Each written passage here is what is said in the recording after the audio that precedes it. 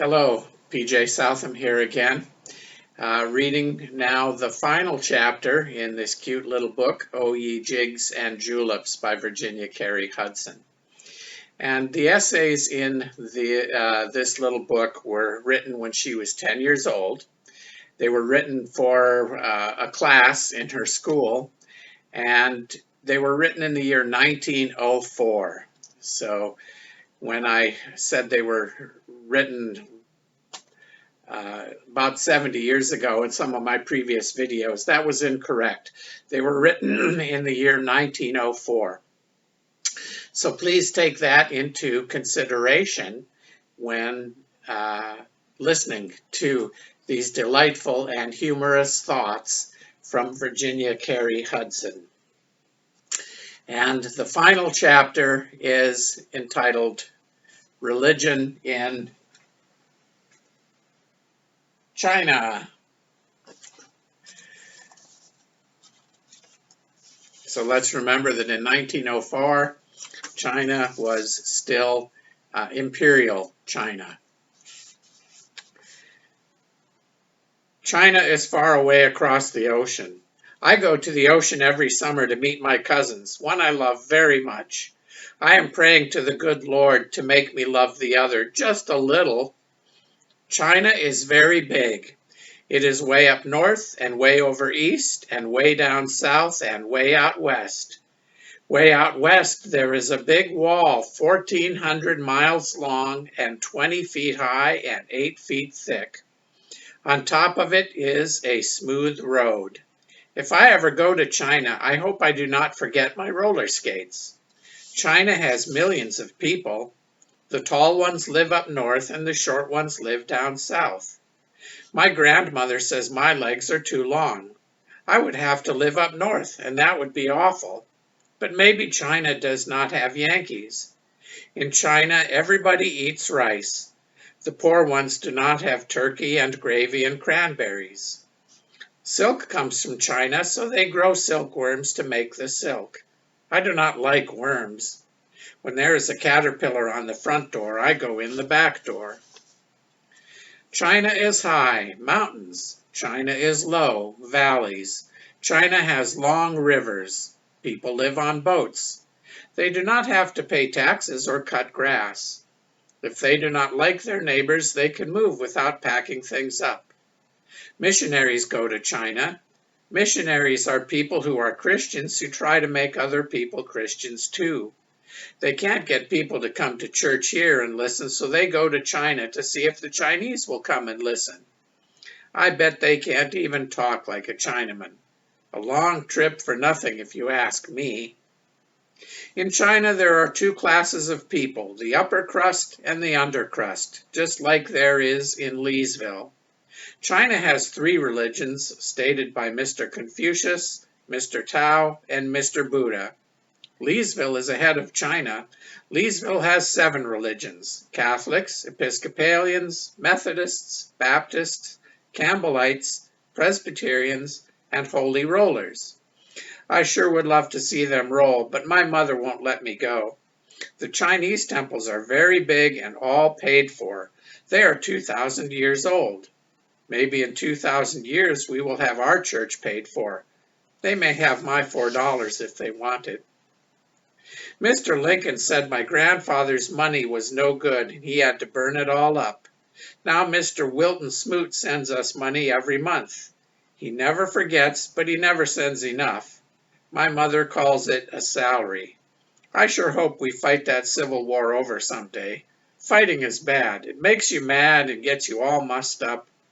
I never fight unless some brat slaps me first. Then I fold up my good hair ribbon and finish what they start. Mr. Confucius told the Chinese they must not do to anybody what they did not want that other body to do to them. He told them never to lie or steal, but to think beautiful thoughts and to obey your parents and your grandparents and all others in authority. He told them they could keep their ancestors in boxes and sit them at the table on feast days. I would love to keep my grandmother and stuff her and sit her in a chair on Christmas. When Mr. Confucius finished telling the people to be good and kind, Mr. Tao started up on them. He said Mr. Confucius was just right, all but one thing. Mr. Tao said they would live again and they must share with others and pray and not eat so much and seek salvation. When Mr. Tao was worn out, Mr. Buddha started up. It must be exciting to be a prince. He left his wife. I bet she ragged him, and went off to preach and never did come back. Mr. Buddha told them that Mr. Confucius and Mr. Tao were just right about all but one thing.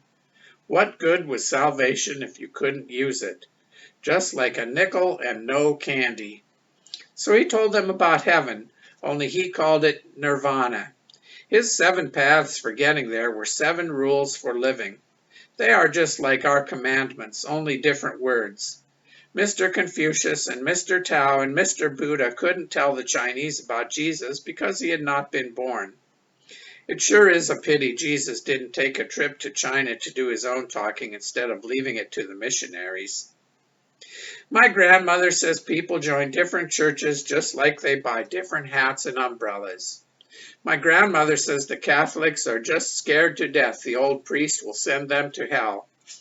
I don't believe the one on our street would. I like him, but I like his pup better. My grandmother says the Episcopalians are stuck up and some of them can strut sitting down. My grandmother says the Methodists are happy and sing loud and shout, just plain noisy. My grandmother says the Baptists are narrow. Miss Clara Fitzpatrick is not narrow. She takes up the whole seat. My grandmother says the Presbyterians have blue stockings, but Miss Priscilla Ross never wears hers. She reads the Bible to children on Sunday afternoons. I got so tired of Moses walking 40 years and never getting to where he was going. I sure would have bought myself a mule.